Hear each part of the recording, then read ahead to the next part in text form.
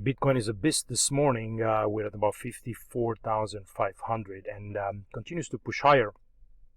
We broke this 52,900. That's a level that we've been watching for a while, but pretty much the stronger confirmation came the moment we broke above this 49k, 48.8. This was the trigger that this correction has a higher chance of being completed. Until then, you could still have run into that probability of having an X wave in here. But this time it works. Sometimes they can morph into a different scenario. You could have gotten maybe a triangle, kind of a sideways move that could be in A, B, and an up in C. Still, let's say, an implication to the upside, but for right now, I think the fact that you broke this and this becomes a much cleaner third wave advance,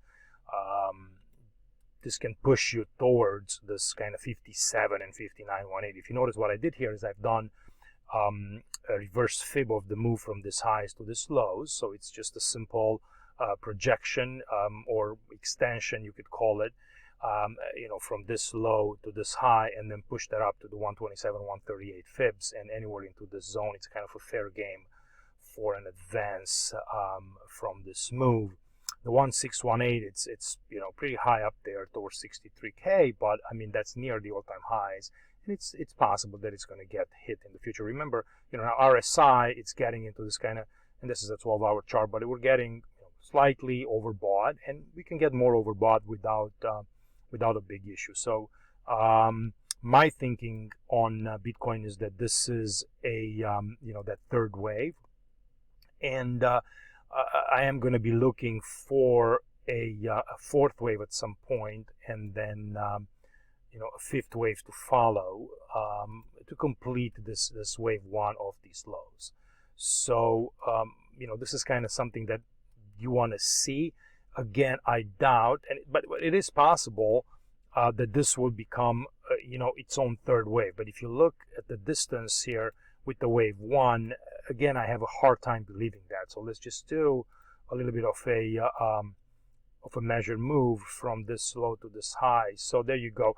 On 100% equality with this move, you could switch this minute wave here and go 1, 2. Let's say this third gets bigger, 4 and 5. But what that does, it only gives you a third wave minor that's equal with this wave 1.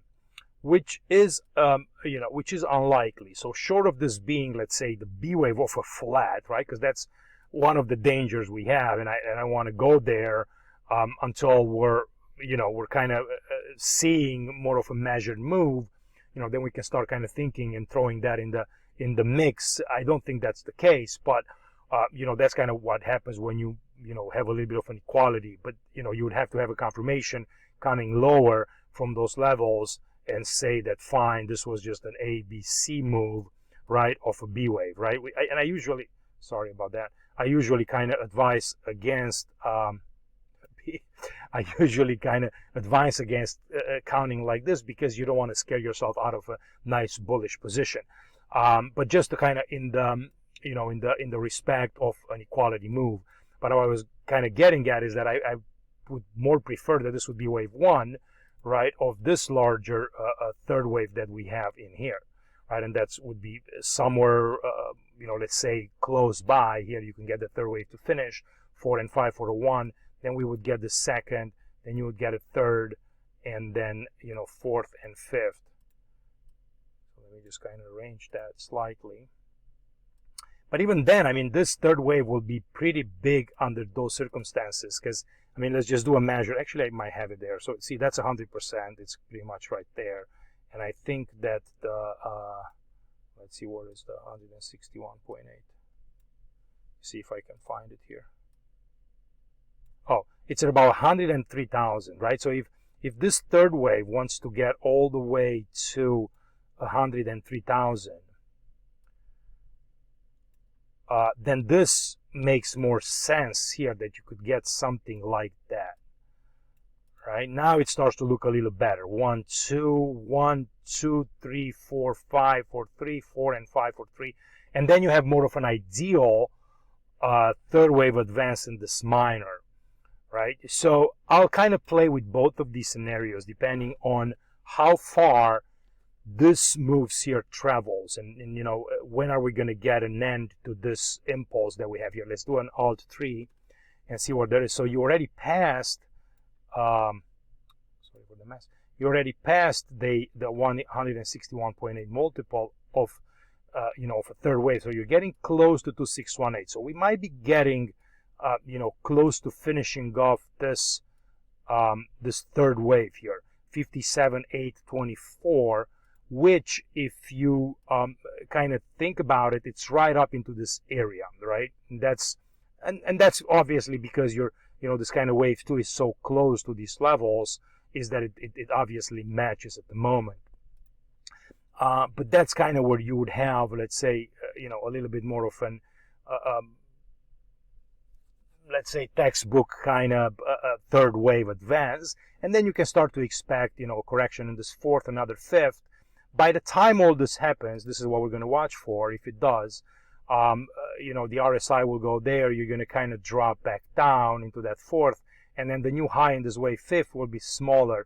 So you will get that divergence into the RSI, and then, you know, you're going to get that kind of second wave pullback. Depending on where this fourth wave would form, it might be back here into this resistance that now it's going to become support. So see how kind of things start to make sense in terms of, you know, visual and the right look, and using some support resistance, some fib projections to kind of try to anticipate a little bit, you know, what's the likely scenario that could happen in this market. So go 1, 2, 3, 4, and 5, maybe a little bit of an ABC, and then you go here in this larger third. Right, that would be the next, you know, the next kind of a trade, and that's why I think, you know, some up into these levels, I'll probably be keen to, you know, close my long positions that we've gotten from 41K. Right, there would be a pretty nice, decent trade back into, let's say, 57, 58,000. Maybe leave 0.25%, you know, for a fifth wave in here, and then, you know, look to maybe reload the trade once we kind of come back in this three. I don't want to sit through a correction because you really don't know what's going to happen, right? This thing could be just a simple ABC. You're still in some kind of a triangle, and you're actually pushing lower here, right? And you come back towards 45. So, you know, taking profits up here, it's suggested. I mean, you can still, you know, leave a piece, or you know, for that matter, raise up your stops and just kind of go with the flow that way if you want to, you know, depending on, again, what your goal is.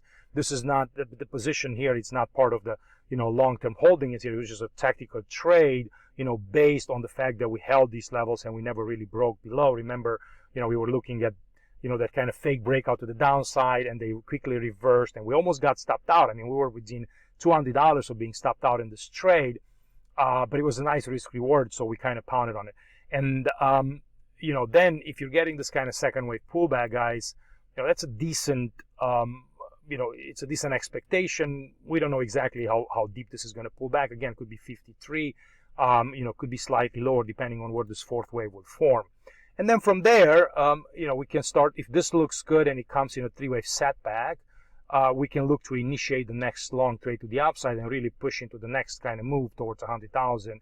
And, you know, visually, you might not get 100K by the end of the year, but, you know, you might get close if this kind of starts to pan out. So remains to be seen, you know, if this projection here is kind of clean and correct. The other thing I wanted to show you, you notice I haven't really talked about macro today. I'm going to, you know, kind of resume the talk tomorrow. The markets are selling off a little bit. They're bouncing back. We have NFP on Fridays on non-farm payrolls. We'll see what the job report says. Today's ADP numbers were pretty good, you know, but you can't really hang your head on that too much. But, you know, I know the Fed is basically supposed to start tapering here in November, and the market's freaked out a little bit, or not. I mean, you know, who the hell knows? You can put any narrative along this type of price action, but I'm still kind of remain constructive. And you can see what's interesting is that cryptos, and especially Bitcoin, hasn't really reacted to any weakness in the equity markets, which means that the space is kind of, you know, diverging here, and it's just like on its own, and so, hey, we're ready to go. I think the reactions from you know, Gary Gensler and Fed Powell saying that, you know, we're not gonna bend this thing, kind of gives, you know, quite a bit of confidence to investors that this thing could push much higher. And eventually I think we will get some sort of a regulation. Hopefully this ETF comes soon. Maybe this is a front run. Maybe somebody knows something.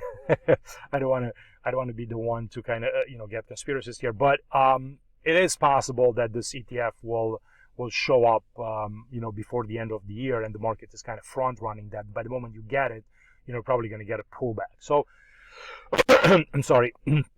This is just kind of my thoughts here moving forward. Again, I have updated the chart room as well, so you guys can kind of come in here and see kind of what the counts are. It's pretty much the top 10 coins. I haven't done an update here in about, I think, 8 weeks or so, because everything was kind of still making sense and things were looking good. I've eliminated some things. I've added some. I put Sol in there as well, since now we made it in the top 10. And then I still have Litecoin in there because I still think it's one of the oldest ones, and I think it deserves our attention. But yeah, go ahead and go through it. I'm probably going to make a video about it, maybe later this evening or tomorrow, and just kind of discuss the longer term trends and the longer term charts in some of these coins, and kind of see how everything looks and kind of how it pans out. So yeah, the chart room has been updated. The trade, the live trades here are all updated again. You don't see this into the mix here, but yeah, we locked in at about 18% gain, so we moved the stops at 49. We started basically this trade. Let's see here, trade alert. We opened this on September 28th, so here we are, almost a couple of weeks later. 41.6 stops were basically $1,000 on this trade. So we moved it to 41.450. We reduced almost zero, and then we sold along the way a couple of positions, but we still left with 50% on it, and we just kind of continued to move down that way. And yeah, there's some good positions in stocks that are kind of coming back a little bit today. Some of them are still underwater. I still have about until November 15 to kind of work some of those puts in there. And other than that, guys, just a quick short video this morning. I wish you all a great day, and kind of let's see what happens if we're able to kind of hit this 57,800. All right, I'll talk to you soon. Bye-bye.